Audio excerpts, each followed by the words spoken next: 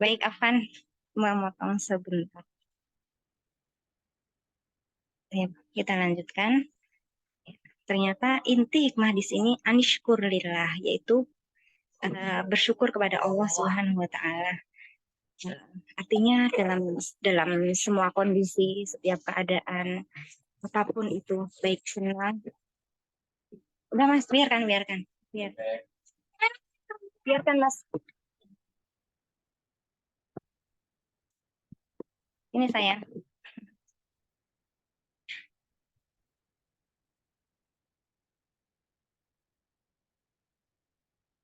Baik dalam keadaan senang maupun susah ya, atau dalam keadaan sulit sekalipun, rasa syukur inilah yang dikedepankan. Artinya kita lihat misalnya keadaan banyak sekali video-video beredar di Palestina ya. Dan Masya Allah yang mereka katakan hanyalah Alhamdulillah, Alhamdulillah. Setiap ditanya bagaimana keadaanmu, Alhamdulillah, begitu terus. Ya, tidak luput dari kalimat Alhamdulillah ya, bertahmid kepada Allah dan memuji Allah dalam keadaan apapun. Maka ini senada dengan hadis Rasulullah Shallallahu Alaihi Wasallam, setiap perkara bagi setiap mukmin itu adalah baik baginya. Ya, in asobat husarro syakaro. Jika dia mendapatkan kenikmatan, kegembiraan, maka dia akan bersyukur. Dan ida asobat dorro sobaro. Jika dia mendapatkan musibah, ujian atau kesulitan, maka dia akan bersabar dan semuanya baik baginya. Maka bersyukur inilah yang nantinya akan menjadi inti dari nasihat-nasihat selanjutnya. Dalam keadaan apapun, kita selalu ada harap bahwa Allah Subhanahu wa taala tidak pernah meninggalkan kita. Dalam kondisi apapun, kita memahami bahwa Allah tidak akan pernah menyanyiakan seorang hamba yang bergantung kepadanya. Nah, ini yang perlu kita tanamkan dalam diri di setiap kondisi, dan kita sadar bahwa itu adalah inti dari hidup ini, bahwa bersyukur kepada Allah Subhanahu wa taala akan mengekalkan nikmat dan juga akan menambahnya berlipat-lipat. Dan bersyukur kepada Allah lah yang akan membuat kita senantiasa bergantung kepadanya dan menyerahkan segala urusan kita kepadanya. Nah, ini anishkurillah. Kemudian Allah Subhanahu wa taala melanjutkan dengan wa may yashkur fa inna ma yashkuru li nafsih. Dan barang siapa yang bersyukur kepada Allah Subhanahu wa taala, pada hakikatnya dia sedang mensyukuri dirinya sendiri, karena dengan bersyukur kepada Allah Subhanahu wa taala, Allah akan mengekalkan nikmat itu. Berarti keuntungannya akan kembali kepada dia sendiri. Wa man kafara fa innallaha ghaniyyun hamid. Dan barang siapa yang kafir, nah kafir di sini ada dua makna. Yang pertama adalah lawan dari syukur, yaitu tidak bersyukur, dan yang kedua adalah tidak beriman, la yu'min, tidak beriman. Jadi barang siapa yang tidak beriman kepada Allah atau tidak mensyukuri nikmat-nikmat Allah Subhanahu wa taala yang telah Allah berikan kepadanya, fa innallaha ghaniyyun hamid, maka sesungguhnya Allah Maha Ghani, Maha kaya, tidak membutuhkan ibadah hambanya, karena sejatinya hambanya sendirilah yang membutuhkan dan membutuhkan ibadahnya yang dilakukan gitu. Kemudian maha terpuji. Hamid ini dari kalau kita lihat dari sifah sigohnya sifah musyabahah bismil maf'ul ya. Hamid maknanya adalah dipuji, layak dipuji, disyukuri, bahkan tanpa adanya siapapun, tanpa adanya orang yang memuji atau makhluk yang memuji pun Allah tetap terpuji. Nah, kalau kita lihat konteks waman kafara fa innallaha ghaniyyun hamid, dan barang siapa yang kafir, maka Allah Subhanahu wa taala ghani, maha kaya, tidak membutuhkan hambanya, hamid dan terpuji. Ini Allah Subhanahu wa taala tidak memberikan adab ya, tidak menyampaikan adab bahwa barang siapa yang kafir maka dia akan berhak mendapatkan adab, itu tidak. Ini menunjukkan bahwa Allah Subhanahu wa taala Maha Rahmah, Maha Kasih. sayangnya, sampai tidak disebutkan ukopnya. Ya. Hanya dikembalikan saja bahwa Allah nggak butuh kamu, ya, dan Allah juga mau kamu puji atau tidak, Allah tetap terpuji. Baik, kita akan masuk ke nasihat yang pertama. Wa idh qala Luqmanu li banihi wa huwa ya'idhuhu ya bunayya la tusyrik billah innasyirka la dzulmun 'adzim.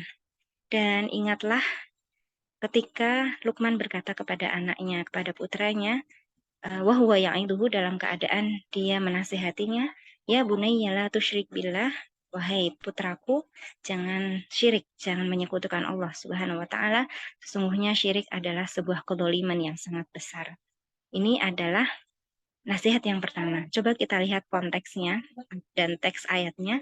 Saat Luqman berkata kepada anaknya, kemudian disebutkan di situ wahwa ya'iduhu. Kalau kita perhatikan dalam konteks bahasa Arab, wahwa ya'iduhu itu jumlah haliyah, jumlah yang menunjukkan keadaan di mana keadaan Luqman saat itu memang khusus mau memberikan nasihat kepada anaknya. Jadi kalau kita lihat Luqman ini kan dijuluki Al-Hakim. Artinya dia bijaksana, dia banyak dimintai pendapat orang lain, banyak dimintai nasihat, banyak dimintai fatwa, dan lain sebagainya ya. Artinya dia menjadi rujukan orang. Ya, tapi ternyata dari sekian banyak nasihat yang beliau berikan kepada orang lain, yang Allah rekam adalah nasihat dia kepada anaknya. Ini menunjukkan betapa indahnya nasihat yang beliau katakan kepada anaknya. Maka kita akan selami nasihat-nasihat ini sehingga bisa menerapkannya kepada diri kita dan juga kepada anak keturunan kita nanti. Tayyib. Wahwa ya'iduhu, kita balik lagi. Dan beliau dalam keadaan menasehati. Ini berarti nasihat ini memerlukan waktu yang khusus. Beliau memperhatikan kapannya, artinya dan artinya anaknya betul-betul siap untuk menerima nasihat. Kapan itu anak betul-betul siap menerima nasihat? Saat hatinya kosong dari segala sesuatu. Ya, artinya dia dalam keadaan nyaman bersama dengan ayahnya, kemudian hatinya dalam keadaan tenang, tidak memikirkan apapun, ya. Nah, ini yang perlu kita perhatikan. Berarti kalau mau menasihati anak, ya, perhatikan waktunya. Kalau misalnya laki-laki, misal anak laki-laki itu biasanya tidak bisa dinasihati dalam keadaan perut kosong, maka pastikan dia sudah makan. Atau mungkin kita ajak dia makan, diajak makan ke warung misalnya, atau kita berikan makanan yang kita masak. Nah, ini masakan spesial untuk kamu. Padahal ya sebenarnya biasa saja misalnya. Cuman karena kita buat dengan rasa cinta, ya itu pasti istimewa buat anak. Kemudian sambil makan, ya pastikan dia nyaman, dia tidak sibuk dengan apapun, tidak sibuk dengan gadget misalnya, atau sibuk dengan mainannya misalnya. Artinya dia dalam keadaan siap menerima nasihat. Nah, ini yang perlu diperhatikan oleh orang tua ketika mau menasihati anak. Karena kadangkala kita menasihati anak itu saat kita marah dan saat anak berbuat kesalahan. Nah, itu anak tidak siap menerima nasihat. Ya, anak berbuat ulah misalnya kita bilang jangan kayak gitu deh, itu nggak baik mas, ya, itu bukan perbuatan yang disukai dan lain sebagainya. Nah, itu hati anak tidak dalam keadaan kosong dan siap menerima nasihatnya. Maka ini yang perlu kita perhatikan untuk memperhatikan waktu, ya, dan hati anak nyaman dalam menerima nasihat. Baik. Nasihatnya dimulai dengan panggilan kesayangan, ya bunai, wahai anakku, anak kesayanganku, my beloved son, sayang, ya, atau panggilan-panggilan apapun itu yang menunjukkan sayangnya kita, ya, kecintaan kita kepadanya. Ya, yang pertama lah tusyrik billah, jangan sekutukan Allah. Ya. Artinya, wahai anakku, berikan hak-hak Allah Subhanahu wa taala, karena sesungguhnya syirik adalah sebuah kedoliman yang besar. Baik. Ini bahkan seorang nabi yang dijuluki sebagai Abul Anbiya dan Bapak Tauhid, Nabi Ibrahim alaihissalam, itu pun saking pentingnya Tauhid, beliau menengadahkan tangan memohon kepada Allah, wajnubni wa baniya an na'budal aslam. Ya Allah, tolong jauhkan aku dan keturunanku dari menyembah berhala. Nah, berhala ini bisa macam-macam ya. Kalau kita perhatikan, kita seret ke zaman kita sekarang, ya, yang namanya tauhid itu harusnya menempati tempat terbesar atau porsi terbesar dalam hati seseorang. Artinya jangan sampai porsi itu yang seharusnya diisi untuk Allah Subhanahu wa taala dia isi dengan hal-hal yang lain. Karena kalau sampai porsi yang seharusnya menjadi milik Allah itu diisi dengan hal-hal yang lain, pasti hidupnya akan berantakan. Pasti segala urusannya akan kacau, tidak akan baik-baik saja karena dia menempatkan sesuatu di tempat Allah Subhanahu wa taala yang seharusnya menempati tempat terbesar dalam hati kita. Tayap, kita lihat misalnya kalau menyembah berhala itu mungkin sudah tidak ya. Tapi konteks sekarang itu kalau orang zaman dulu menyembah berhala itu duduk lama, kemudian kayak iktikaf gitu ya, menyembah dan lain sebagainya. Nah, kalau kita tarik ke zaman sekarang, itu anak bisa berjam-jam di depan ponsel mereka, ya, menonton, ya, kemudian bermain, main gadget, ya, kemudian main game dan lain sebagainya dengan HP-nya dan itu bisa lama sekali, bahkan bisa seharian utuh ya, seharian hanya di depan gadget ya. Nah, itu apalagi kalau bukan menyembah ponsel dan menyembah HP. Artinya dia menaruh porsi terbesar dalam hatinya itu HP tadi dan bukan Allah Subhanahu wa taala.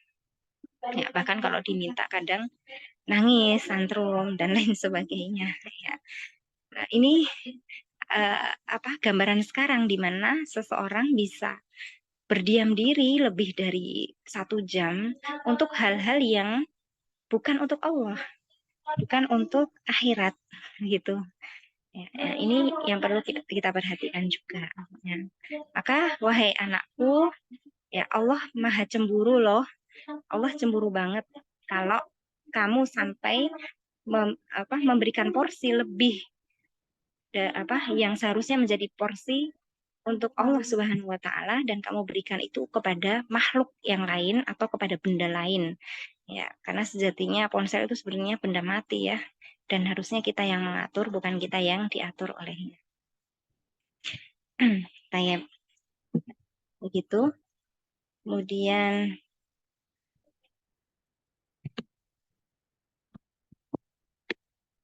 penanaman tauhid ini menjadi tarbiyah mendasar sebagai nasihat pertama ya bahwa Allah Subhanahu wa taala harus menempati porsi terbesar dalam hati yang jika porsi tersebut diisi dengan hal lain maka dipastikan hidup akan berantakan ya. Dan Masya Allah ya kita melihat banyak kita tertampar dengan banyak sekali potongan-potongan video dari kawan-kawan kita, saudara-saudara kita di Palestina di mana Masya Allah, hati mereka dipenuhi oleh Allah, Allah dan Allah saja ya. Apapun keadaannya, apapun kondisinya, kemudian uh, apa ketika ditanya apa yang akan what next gitu ya, apa yang akan dilanjutkan, apa yang akan dilakukan selanjutnya, mereka hanya mengatakan Allah Subhanahu Wa Taala yang menjadi tujuan, lanjutkan perjuangan. Ya, ini tidak akan mungkin keluar dari mulut orang yang tidak bertauhid ya. Ini tauhid yang pelajaran tauhid yang luar biasa secara real, tidak ada di kitab ya. Yang kita pelajari dari seorang anak, seorang ibu, bahkan seorang nenek ya, yang ada di potongan video juga itu ada nenek yang sendirian, tidak ada sanak saudara tapi mau dibawa oleh oleh relawan itu beliau tidak mau, bahkan beliau mengatakan tinggalkan saya baik-baik saja di sini tapi engkau sendiri enggak, saya bersama Allah Subhanahu wa taala yang menjaga. Memang betul ya, Allah Subhanahu wa taala yang maha menjaga ya. Bahkan seberapa besar perhatian dan penjagaan kita kepada anak, Allah Subhanahu wa taala lebih lebih lagi menjaganya ya. Allah lebih sayang kepada mereka. Allah lebih melindungi mereka. Siapalah kita jika tidak karena Allah Subhanahu wa taala, jika tidak diberikan kekuatan dan taufik dari Allah Subhanahu. Baik. Kemudian kita masuk ke ayat yang selanjutnya.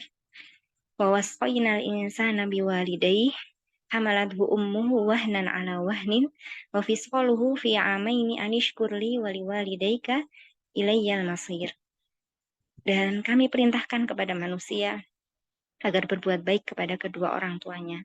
Ibunya telah mengandungnya dalam keadaan lemah yang berlipat-lipat, yang bertambah-tambah, dan menyapihnya dalam usia 2 tahun. Bersyukurlah kepadaku dan kepada kedua orang tuamu, hanya kepadakulah kamu kembali. Baik, kalau ada mufasir yang mengatakan bahwa kalimat ini juga diberikan oleh Luqman. Tapi kalau kita lihat dari bahasa konteks bahasa Arabnya ya siaknya ya kita akan melihat bahwa ini seperti Allah Subhanahu wa taala memutarkan suatu video. Kalau kalau kita ya misalnya kayak kita memperlihatkan suatu video kepada santri misalnya atau kepada anak misalnya kemudian kita berikan komentar. Nah, itu seperti itu. Ya, ayat ini seakan-akan Allah sedang me, memberikan komentar atas nasihat yang telah Luqman berikan, nasihat pertama yang telah Luqman berikan kepada putranya. Ya, Allah komentarnya adalah, wahai Luqman, karena kamu telah membela hak Allah, maka sekarang gantian giliranku membela hakmu. Ya. Dan kalimat ini menggunakan kata wasso atau tausiyah atau wasiyah. Artinya adalah sebuah nasihat yang sangat kuat. Ya. Dan al-insan, kalau kita lihat penamaan al-insan, la yusamma insanun insanan illa likathratin nisyan. Manusia itu tidak dinamakan dengan insan kecuali karena saking seringnya dia lupa. Maka karena dia adalah seorang yang pelupa, kita sebagai manusia adalah orang yang pelupa, maka nasihat ini diulang-ulang, diberikan sebagai wasiat ya, yang diulang-ulang. Apa itu? Ya, wasainal insana biwalidayhi. Ayo orang tuamu, ayah ibumu, ayo orang tuamu, ayah ibumu. Ihfadillah, yahfadka. Ini sesuai dengan hadis Rasulullah SAW, jagalah hak Allah, Allah akan menjagamu. Wahai Luqman, kamu telah menjaga hak Allah, maka Allah juga menjaga hakmu. Gitu ya. Tayyib, Masya Allah. Dan kita lihat Allah Subhanahu Wa Taala mendahulukan ibu, di mana Rasulullah SAW mengatakan hak ibu atas ayah itu hak ibu atas anak 3 kali lipat dibanding hak ayah gitu ya. Kenapa? Satu, hamalathu ummuhu wahnan ala wahnin, karena sudah mengandung 9 bulan dalam keadaan payah yang berlipat-lipat ya. Kemudian yang kedua, wa fisqaluhu fi amain, kemudian disusui selama 2 tahun, atau kalau kita urutkan hamil ya, kemudian setelah itu melahirkan, kemudian setelah itu yang ketiga adalah yang menyusui. Berarti ummuka, ibumu yang mengandung kamu, wa ummuka, ibumu yang melahirkan kamu, wa ummuka, dan ibumu yang juga menyusui kamu selama 2 tahun. Ya, ini. Maka kita jika teman-teman sudah pernah melahirkan ya, sudah memiliki putra putri ya, kita tahu bagaimana rasanya ya. Masya Allah, bagaimana 9 bulan itu bukan masa yang mudah. Ada masa-masa di mana kita tidak bisa mengontrol diri kita, mengontrol emosi, bahkan mengontrol lemas yang berkepanjangan itu. Kenapa sih lemas terus? Dikasih apa ya? Ternyata memang tidak ada obatnya. Ya, obatnya hanya menikmati, bersyukur, dan bersabar. Itu saja. Nggak ada obat lain lah. Seperti itu. Nanti ketika sudah besar, misalnya sudah 9 bulan, 8 bulan, 9 bulan sudah mulai membesar, kita juga akan kesulitan hal-hal kecil yang nggak pernah terbayang kalau itu tuh kita ternyata harus minta bantuan gitu ya. Misal dalam keadaan hamil besar itu biasanya tidak bisa memotong kuku kaki misalnya. Kemudian memakai jaurob, memakai kaos kaki, itu bahkan kita butuh orang lain. Dan akramallahu akramakumullah, semoga Allah memuliakan antuna semuanya. Dan termasuk di antara yang butuh bantuan orang lain adalah 40 harian. 40 harian membersihkan kotoran yang ada di bawah, itu bahkan kita butuh orang lain yang kita tidak pernah membayangkan kalau ternyata hal-hal remeh seperti itu pun kita akan kesulitan ketika sedang dalam hamil dan mengandung dalam keadaan besar, ya. Subhanallah, masya Allah. Maka itulah kenapa Allah Subhanahu Wa Taala mendahulukan hak ibu, ya, bahkan melipatkannya 3 kali lipat dibanding ayah, ya. Kemudian belum nanti ketika melahirkan, ya, semua kalau dalam sebuah jurnal ilmiah dikatakan seperti semua tulang diremukkan secara bersamaan gitu, ya. Bertaruh antara berjuang antara kehidupan dan kematian gitu. Ya, tapi begitu keluar, masya Allah, ya, dia menangis, tapi bukan menangis sedih, ya, dia menangis bahagia karena telah berjumpa dengan anaknya yang selama ini menyulitkan dia, yang selama ini merepotkan dia, yang selama ini membuatnya sakit. Ya, dia akan menangis bahagia menerima kehadiran putranya, kehadiran putrinya, kehadiran buah hatinya itu. Ya, masya Allah, itu sebuah rasa yang sangat indah sekali. Semoga teman-teman yang belum diberikan rezeki momongan, Allah segera berikan, ya, menjadi anak-anak yang soleh-solehah dan menjadi pejuang-pejuang Islam, ya, yang akan memperjuangkan kehormatan umat Islam hingga akhir zaman nanti. Baik, kemudian disebutkan di sini, ya. Belum nanti tadi sudah melahirkan, ya, belum nanti ketika masa menyusui 2 tahun, itu juga bukan masa yang mudah, ya, dimana kita memberikan segalanya untuk dia, bahkan kadang tidak tidur, ya, bergadang semalaman, bukan hanya semalaman, bahkan berhari-hari jika anak sakit, ya, belum kalau yang sakit tidak hanya satu, ya. Semuanya butuh sentuhan ibunya, sementara ibunya sendiri tidak mendapatkan sentuhan, gitu, jarang mendapatkan sentuhan. Ya, itu sebuah fase yang seringkali dijalani dan harus dilewati oleh seorang ibu, ya. Kayak ini belum nanti kalau dia lecet putingnya, ya, kemudian bentuk badan yang tidak lagi sempurna, yang butuh perawatan sana sini, dan macam-macam banyak lagi, ya. Itu semuanya menunjukkan pengorbanan seorang wanita, seorang ibu, ya. Ternyata Allah Subhanahu Wa Taala meneruskannya dengan anishkurli wali walidaik, ya. Atas hak ibumu terhadap kamu, ayo bersyukurlah kepadaku yang telah memberikan kamu seorang ibu, seorang ayah, ya. Wali dan jangan lupa bersyukur juga kepada orang tuamu, ya, berterima kasih kepada mereka dengan berbakti kepada mereka. Ilaiyal masir, ya, ingat nanti kamu akan dikembalikan kepadaku dan kamu akan mempertanggungjawabkan semuanya di hadapanku, ya. Ayat selanjutnya masih berbicara tentang orang tua.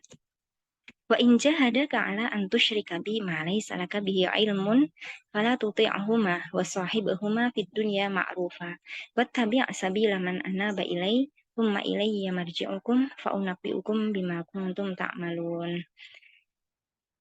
Dan jika keduanya memaksamu untuk mempersekutukan aku dengan sesuatu yang kau tidak memiliki ilmu tentang itu, maka jangan engkau taati keduanya, dan pergaulilah mereka berdua di dunia dengan baik, dan ikutilah jalan orang-orang yang kembali kepadaku.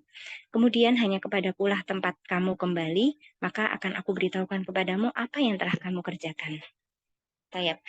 Jika kita dilahirkan di dalam keluarga yang agamis, yang mengenal Allah, mengenal Rasulnya, dan mengenal dinul Islam, maka itu sebuah karunia yang luar biasa, yang kadangkala tidak dimiliki oleh kawan-kawan kita dan saudara-saudari kita di sana, di luar sana. Ada banyak sekali kawan-kawan kita dan saudari-saudari kita yang diuji oleh Allah Subhanahu Wa Taala, dilahirkan oleh orang tua yang tidak mengenal Allah, tidak mengenal Rasulnya, dan tidak mengenal agamanya, ya. Nah, ketika ini terjadi, apalagi kalau misal keduanya musyrik misalnya, orang kafir, atau mungkin mereka Islam tapi tidak mengenal Islam dengan baik sehingga menyuruh kamu atau bahkan berjuang untuk membelokkan kamu dari agama Allah, ya. Jadi di sini memakainya kalimat jahada. Jahada itu jahada yujahidu mujahadah. Kalau kita lihat satu akar kata dengan jihad, ya berarti mereka betul-betul mempertahankan keyakinan mereka dan bahkan memaksa kamu untuk menentang Allah. Ya, wa in jahadaka ala an tusyrika bi, ya kalau sampai mereka itu memaksa kamu untuk tidak taat kepadaku, ya. Ma laisa laka bihi ilmun, padahal kamu tidak tahu ilmu tentang itu, maksudnya eh, apa? Hal tersebut adalah sesuatu yang haram, ya, yang keluar dari syariat itu, maka perintah Allah adalah satu, wala tuti'huma, jangan ditaati. Nah, ya, wasahibuhuma fid dunya ma'rufah, tapi yang kedua adalah tetap bersamai mereka dengan cara yang ma'ruf, tetap pergauli mereka dengan cara yang ma'ruf, ya. Ayat ini ada yang mengatakan diturunkan mengenai sahabat Sa'ad bin Abi Waqqas, di mana beliau radhiyallahu anhu ketika memutuskan untuk masuk Islam, ibunya yang tadinya adalah seorang yang sangat mencintainya itu ngambek, ya, ngambek, kemudian protes, dan salah satu protesnya adalah dengan cara boikot makan, tidak mau makan, ya. Sehingga dan Masya Allah saat kemudian ketika ditanya, kamu pilih ibumu mati atau kamu keluar dari agama Islam, ternyata keteguhannya luar biasa. Beliau mengatakan, wahai ibu, ayolah makan, ya. Kalau engkau tetap seperti ini, maka dengarkan ini wahai ibu, ya. Seandainya ibu memiliki 100 nyawa dan setiap satu nyawa dicabut satu demi satu di hadapanku agar aku keluar dari agama ini, maka ketahuilah aku akan tetap teguh di atas agama ini. Wih, keren banget ya, Masya Allah. Nah, ada yang mengatakan ayat ini turun berkenaan dengan saat. Artinya, semarah-marahnya dia sama ibundanya, beliau tetap lembut sama ibundanya.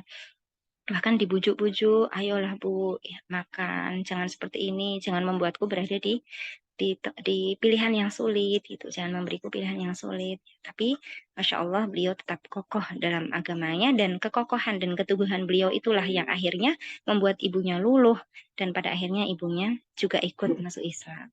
Baik.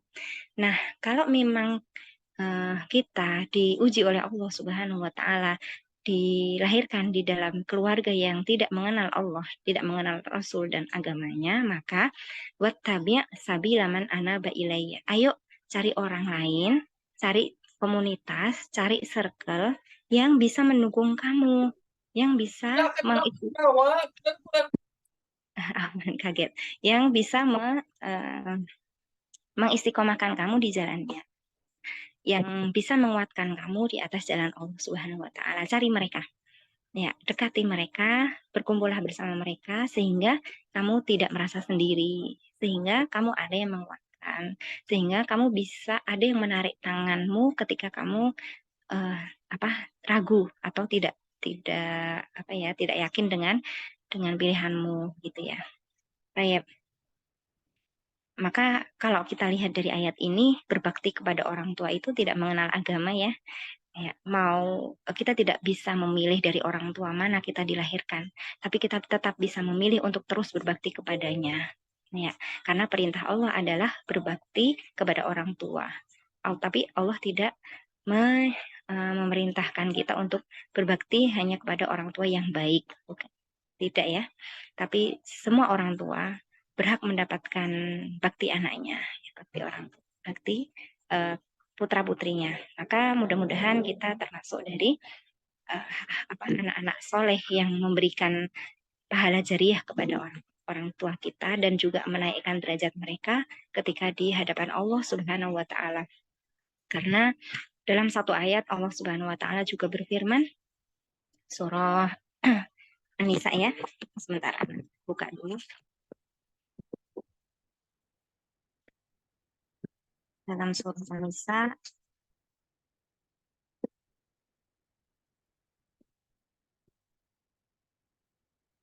ayat ke 11, ya. Aba'ukum wa abna'ukum la tadruna ayyuhum aqrabu lakum naf'a. Ya. baik ayah kalian atau anak-anak kalian. La tadruna, kalian tidak tahu ayyuhum, manakah dari mereka akrobulakum naf'a, yang paling dekat untuk memberikan manfaat ya. Apakah kita nanti yang akan menaikkan derajat orang tua atau orang tua yang akan menaikkan derajat kita gitu ya. Kita tidak tahu itu, tapi kita berharap kitalah yang menaikkan derajat mereka dengan ilmu kita, dengan Al-Qur'an kita, dengan bakti kita kepada mereka, dan dengan istighfar kita kepada mereka ya. Karena tidak di surga nanti ya, tidak ada yang turun level, adanya naik level. Ya, jadi ketika orang tua misalnya ada di surga paling bawah, sementara anaknya di atas, maka orang tuanya dimuliakan, dinaikkan, dan disamakan derajatnya dengan putranya. Atau sebaliknya, jika misalnya orang tua lebih soleh daripada anaknya, orang tuanya berada di surga paling tinggi misalnya, sementara anaknya di bawah, di level bawah misalnya, maka orang tua akan maka anaknya akan dinaikkan derajatnya bersama dengan orang tuanya. Ya, Masya Allah. Kita tidak tahu mana yang lebih memberikan manfaat, kita kah atau orang tua kita. Maka kita berlomba-lomba untuk bisa tidak hanya menjadi keluarga di dunia, tapi juga keluarga bervisi surga yang tujuannya adalah masuk surga bareng gitu. Baik, summa ilayya marji'ukum, kelak kalian nanti akan mempertanggungjawabkan semuanya, semua perlakuan kalian kepada orang tua di hadapan Allah Subhanahu wa taala. Fa unabbiukum bima kuntum ta'malun. Apapun perjuangan kamu dalam berbakti kepada orang tua atau penentanganmu kepada orang tua ketika mereka menyuruh kamu berbuat yang tidak baik misalnya, semuanya akan Allah beberkan nanti di hadapan Allah Subhanahu wa taala. Masing-masing saling mempertanggungjawabkan. Ayat. Kemudian ayat yang selanjutnya kita lihat ya, satu ayat lagi. Ini kita masuk ke nasihat yang kedua. Ya bunayya innaha in takum misqala habbatin min khardal fatakun fi sakhratin aw fis samawati aw fil ardi ya'ti bihallah innallaha latifun khabir. Wahai anakku, sungguh jika ada suatu perbuatan seberat biji sawi dan berada dalam batu atau di langit atau di bumi, niscaya Allah akan memberikan balasan. Sesungguhnya Allah Maha Halus dan Maha Teliti. Baik, nasihat yang kedua tentang muraqabatullah. Ya. Wahai anakku, ya ini Masya Allah, ini panggilan sayang lagi. Ya, my beloved son, ya, my little son misalnya, anak sayang, anakku sayang, dan lain sebagainya. Buah hatiku atau jagoanku dan lain sebagainya bisa dipakai ya. Innaha intaku mithqala habbatin min khardal, jika ada miskol. Miskol itu ya, miskol itu Masya Allah berat seberat habbah, biji ya, biji. Dan kalau kita lihat biji itu kan kecil sekali, itu kalau ditimbang mungkin bisa jadi tidak ada beratnya, tapi di sini Allah me, mengukurnya sebagai berat.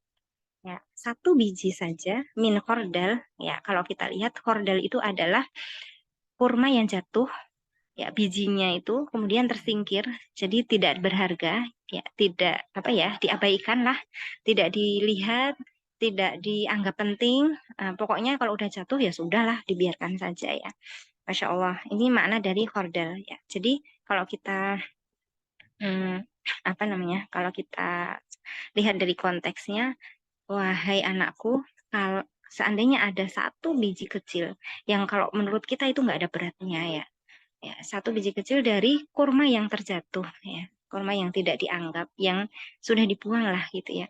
Nah, kurma ini ya sudahlah nggak ada beratnya ya. Fatakun fi sohroh, dia ada di sohroh, batu besar berwarna hitam, batu besar berwarna hitam. Nah, misal di papan tulis tuh bersih. Kemudian kita taruh satu titik di situ. Kita minta anak atau orang lain misalnya coba cari satu titik hitam. Mungkin bisa jadi nggak akan ketemu. Ya. Atau kita kasih titik-titik banyak. Habis itu kita kasih lagi titik ya. Kemudian menyuruh anak atau teman misalnya untuk menemukan titik yang baru saja kita uh, tuliskan ya. Mungkin bisa jadi dia juga nggak akan tahu mana gitu. Banyak sekali titik-titik gitu ya. Nah ini bayangkan biji udah terbuang dan dia berada di batu besar. Nah, ini impossible. Impossible yang pertama, impossible to find, mustahil ditemukan. Tayyib. Au fis samawat, atau di langit, di alam semesta, di apa galaksi itu ya. Atau di sana. Nah, itu lebih lagi impossible-nya. Berarti impossible di atas impossible gitu ya. Nggak mungkin banget dan mustahil di atas kemustahilan gitu. Siapa sih yang bisa sampai ke angkasa itu? Paling hanya orang-orang tertentu saja dan itu dalam hitungan jari. Kita mungkin tidak akan bisa ya. Kemudian tambah lagi aufil arti atau di dalam bumi, di dalam perut bumi. Allahu Akbar, ini tambah lagi tidak mungkinnya ya, mustahil sekali, mustahil di atas mustahil dan di atas mustahil ya. Tapi Allah Subhanahu wa taala mengatakan ya'ti bihallah. Allah akan datangkan. Allah akan perlihatkan itu. Ya. Innallaha latifun khabir, karena Allah Maha halus dan Maha teliti. Baik, maka kalau kalau kita apa tadaburi ayat ini ya, Masya Allah, kurma yang jatuh tersingkir tidak diperhitungkan, apalagi cuma bijinya ya, bukan kurmanya, bijinya ya, itu bisa jadi adalah tatap mata kita, gestur tubuh kita yang memberikan kesan ya, baik baik yang baik maupun yang buruk, rahasia yang ada dalam hati, niat, kata-kata, atau apapun itu yang sepertinya di dalam pemikiran kita, nggak mungkin banget, itu remeh banget kalau Allah sampai membuat kita bertanggung jawab atas itu gitu ya. Nggak mungkin, kayak kita itu udah itu hal yang remeh, nggak akan mungkin dihisap oleh Allah Subhanahu Wa Taala. Tapi tidak, Allah mengatakan ya tibihullah, Allah akan datangkan itu di hadapan kamu ya, dan plus juga bukan hanya perbuatannya saja tapi efek dan hasil dari perbuatan tersebut. Maka senyum kita kepada salah satu saudara atau kawan kita misalnya di saat dia sedang terpuruk, bisa jadi itu akan menolong dia, memberikan dia kekuatan, kemudian menjadikan dia semangat lagi untuk melanjutkan dan memperjuangkan cita-citanya, memperjuangkan harapannya, hingga itu membuat dia semakin semangat beramal. Semua amalan yang dia lakukan atas senyuman kita tadi, kita akan mendapatkan pahalanya. Ya, uluran tangan kita saat ada saudara kita yang tertindas atau terdolimi, atau mungkin sedang terperosok dalam kubangan dosa, kita ingatkan dengan kata-kata yang baik, kata-kata yang lembut, dan tidak ada kalimat kebencian dalam diri kita, lalu dia bangkit kembali, bersemangat kembali, kemudian bertaubat kepada Allah, kemudian beramal soleh sampai akhir hidupnya. Mungkin sepanjang akhir hidupnya itu kita juga mendapatkan pahala. Ya. Atau sebaliknya, misalnya kalimat kita yang kasar kepada orang lain atau menusuk hati yang membuat dia terpuruk misalnya, atau gestur tubuh yang tidak enak dilihat sehingga dimaknai buruk oleh orangnya misalnya, karena memang niat baik itu pasti insya Allah akan diterima dengan baik, tapi niat buruk itu juga juga bisa disalahartikan oleh orang yang menerima itu ya. Tatapan yang sinis misalnya, kemudian muka raut raut wajah yang tidak tolok, tidak tersenyum ya, tidak bahagia ya, itu semua kemudian menyebabkan orang lain kesel misalnya, sehingga dia meluapkan kepada orang lain, bisa jadi kita juga mendapatkan dosanya ya. Ini semua hal-hal yang remeh yang mungkin tidak luput dari perhitungan kita, tapi ternyata tidak luput dari perhitungan Allah Subhanahu wa taala. Ya tibihallah, Allah akan datangkan itu kelak di hadapan kita nanti. Ya. Innallaha latifun khabir. Allah Maha halus, halus sekali. Semua hal-hal yang kecil Allah tahu. Kenapa? Karena Allah yang menciptakan kita. Allah yang menciptakan hati kita. Bagaimana mungkin Allah tidak tahu apa yang ada di dalam diri kita? Bagaimana mungkin Allah tidak tahu apa yang ada di dalam hati kita, sementara semuanya ini buatan Allah. Semuanya ini adalah ciptaan Allah Subhanahu wa taala. Ya. Nah, inilah muraqabatullah, nasihat kedua yang diberikan Luqman kepada anaknya setelah nasihat tauhid ya.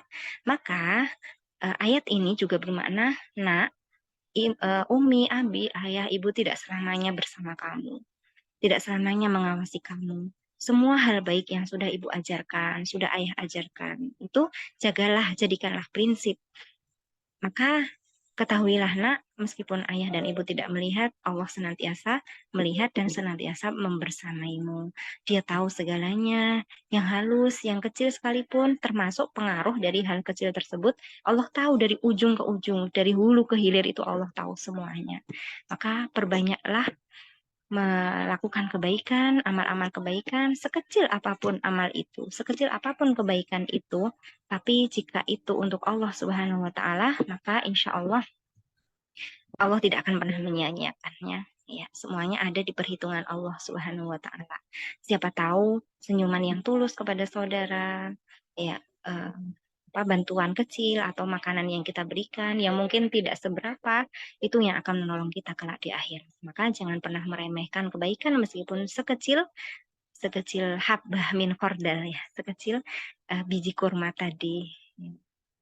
Semoga Allah mampukan kita, memberikan kita taufik untuk terus beramal soleh sepanjang hidup kita. Ya. Baik, sampai sini. Kemudian mungkin bisa di-back ke yang pertama tadi ya, urutan tarbiyah yang di halaman yang paling pertama. Ya. Tayyib, di sini ringkasnya adalah kapan kita memberikan tauhid, ya, di usia 0 sampai 7 tahun. Usia 0 sampai 7 tahun itu yang kita tanamkan adalah tauhid dan muraqabatullah. Artinya di usia-usia dia menyusui, kemudian bermain dengan kita, sering-sering mengajak dialog, ya, dengan kisah, dengan teladan, dengan dialog iman. Nah, ketahuilah bahwa Umi ini yang menciptakan Allah, Abi ini yang menciptakan Allah, kamu juga diciptakan oleh Allah, diciptakan dari nutfah, kemudian membesar menjadi mudghah, menjadi alaqah, kemudian disusun tulang-tulang, kulit dan seterusnya. Kemudian engkau dilahirkan oleh Allah Subhanahu wa diizinkan lahir oleh Allah Subhanahu wa taala ke dunia melalui Umi, begitu. Ya, semuanya atas karunia Allah Subhanahu wa taala. Allah yang memberikan kita makan, Allah yang memberikan kita minum, memberikan segalanya. Ya, maka sangat dolim, sangat sangat tidak layak kalau sampai kita menyekutukan Allah atau menyembah selain Allah Subhanahu wa taala. Ya, kemudian misalnya sedang hujan, kita berikan, "Nak, hujan, Masya Allah, doanya bagaimana?" Ya Allahumma sayyiban nafi'a misalnya. Kemudian kita lanjutkan dengan siapa yang menurunkan hujan, nak? Allah. Gimana sih proses terjadinya hujan? Oh, ada loh di dalam Al-Quran, mau nggak? Gitu. Mungkin ya kemudian nanti kita bacakan ayatnya misalnya. Ya, kan ada itu ya di surah apa itu?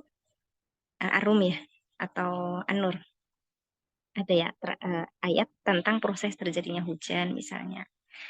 Ya, atau lihat lautan misalnya atau lihat pohon, ya, kaitkan semuanya dengan Allah.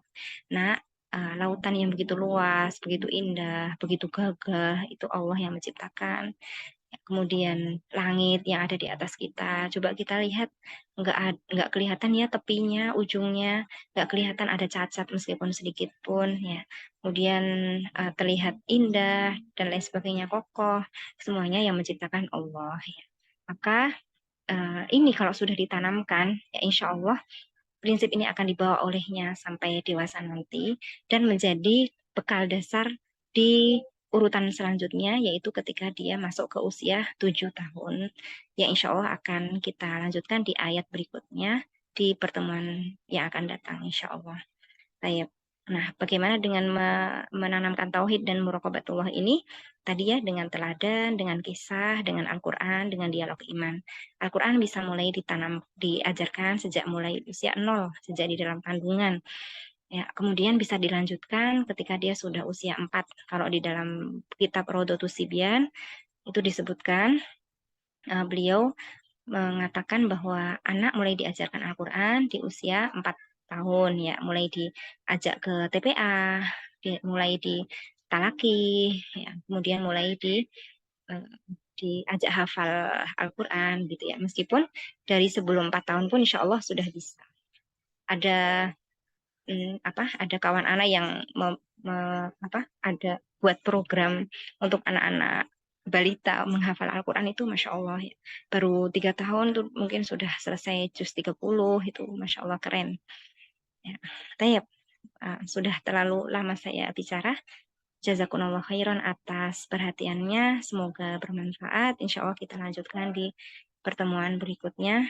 Afwan atas segala hilaf. Ya, mungkin tadi di awal agak miskom. Ya. Semoga Allah berikan ketabahan, kesabaran, keistiqomahan kepada kita semua dan juga kepada saudara-saudari kita di Palestina. Ya, semoga Allah curahkan rahmat dan kasih sayangnya kepada mereka semua. Semoga Allah lindungi mereka semua, ya. Dan semoga Allah segera menangkan kaum muslimin dan juga mengembalikan Masjidil Aqsa ke pangkuan umat Islam, dan semoga Allah memberikan kita taufik dan juga kekuatan untuk terus berada di barisan kebenaran. Barakallahu fikuna jami'an. Astagfirullah li wa lakum. Assalamualaikum warahmatullahi wabarakatuh. Waalaikumsalam warahmatullahi wabarakatuh, Sada.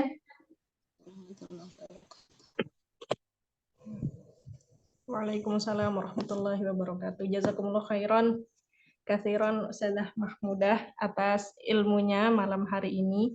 Ya, insya Allah sesi kedua akan kami kabarkan selanjutnya melalui grup. Jazakumullah khairan katsiran untuk semua peserta Majelis Muslimah Bertafakuh yang sudah meluangkan waktunya untuk kita mengaji bersama pada malam hari ini. Nah, kita tutup majelis kita ini dengan membaca hamdalah dan doa kafaratul majelis. Alhamdulillahirrahmanirrahim. Bihamdika asyhadu an la ilaha illa anta astaghfiruka wa atubu ilaik.